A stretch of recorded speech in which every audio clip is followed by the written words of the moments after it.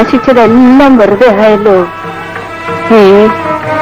ഉണ്ണി, നീ ഇതെല്ലാം ഒരുക്കി വെച്ചു അല്ലേ? കഷ്ടായി.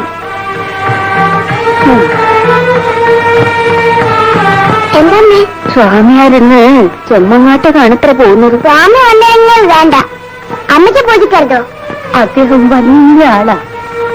അദ്ദേഹം പൂജിക്കുന്നത് പോലെ ആകുമോ അമ്മ പൂജിച്ചാൽ? വാക്ക് വലിക്കാത്ത ആളെ വലിയ ആള്.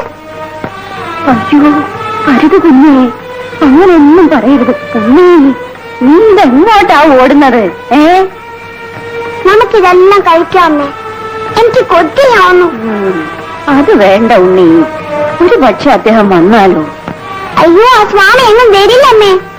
അമ്മയുടെ ഉണ്ണിക്കുട്ടനല്ലേ, ഒന്ന് ക്ഷമിക്ക്.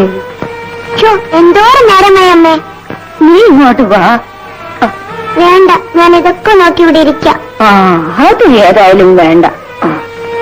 നീ കൊതിയന, ഞാൻ കാണാതെ നീ ഇതെല്ലാം തിന്നു തീർക്കും.